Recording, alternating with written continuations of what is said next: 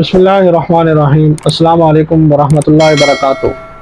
जी नाज़रीन, आपने थंबनेल पर और साथ स्क्रीन पर इश्तिहार देख रहे होंगे कि बैतुल इस्लाम रावलपिंडी के मदरसे ने इंजीनियरिंग के शोबे के अंदर यूनिवर्सिटी और कॉलेज वालों को शिकस्त देकर पहली पोजीशन हासिल की है। कि उन्होंने मेहनत की है और आज उनके सोशल मीडिया पर बहुत हौसला अफजाई भी हो रही है।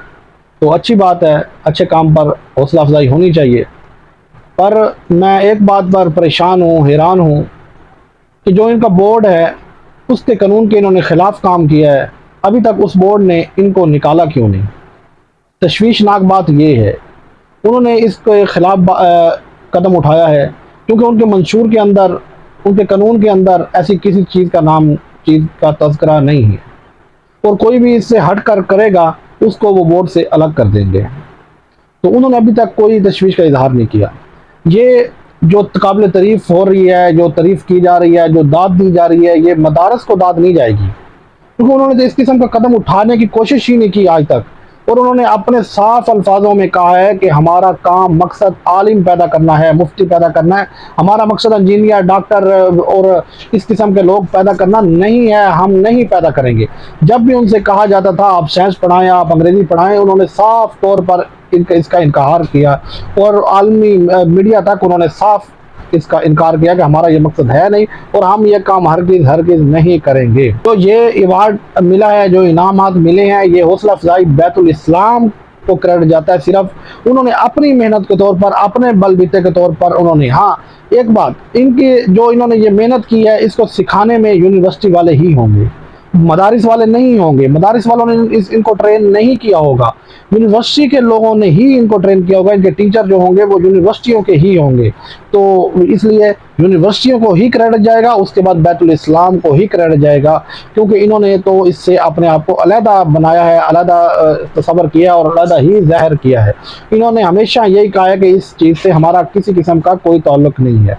अगर आपका ताल्लुक़ है और सोशल मीडिया पर जो पोस्टें लगाई जा रही हैं, बहुत सारे लोग इसको शेयर कर रहे हैं और वीडियो बनाई जा रही हैं, जी मदारस वाले पीछे नहीं है, यूनिवर्सिटी वालों से आगे नहीं चले गए हैं, तो ये गलत बातें हैं, ये गलत चीज़ें हैं। आप ऐसा नहीं कर सकते। ये आपके, ये नहीं कि किसी एक मदरसे ने अपने तौर पर मेहनत कर ली है, अपने तौर पर आगे निकलने की और निज़ाम के साथ चलने की कोशिश की है तो आप उसको अपना क्रेडिट समझ लें और उसके साथ जुड़ जाएं और तारीफ हो रही है तो उसको अपने साथ मुंसलिक कर लें। ये नहीं है। मैट्रिक के अंदर पोजीशन ले ली तो जी मदारस के तलबा ने पोजीशन ले ली, भाई आपका काम ही नहीं है ये। आप किस तरह कह सकते हैं कि जी ये बहुत काबिल तारीफ बात है? काबिल तारीफ है नहीं, आपका ये मकसद नहीं, आपकी ये लैन नहीं, आपका ये रोड प्लान नहीं है, तो आप किस तरह आपको वो दाद मिल सकती है?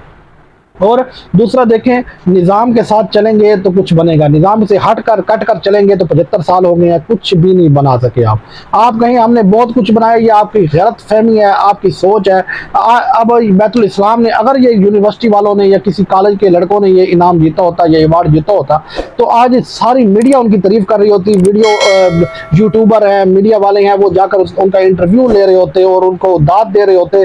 पर ये मदारस के बच्चे थे, मीडिया हरकत में नहीं आया, इसलिए हर चीज़ कंट्रोल में चली गई है। जिनके आप खिलाफ चल रहे थे, जिन पे ये लिबास नहीं पहनना, ये अंग्रेज़ का है, ये तालीम नहीं लेनी, ये अंग्रेज़ की है, आपने नफरत दिलवाई है और नफरत करते आ रहे हैं हमेशा से, और आपने अपना ही सब कुछ गंवाया है। वो अपनी मेहनत में आज कामयाब हो चुके हैं, वो अपनी मेहनत में कामयाब है, आप नाकाम हो चुके हैं। आप उनसे अलग होकर, निज़ाम से कट कर आप नाकाम हैं।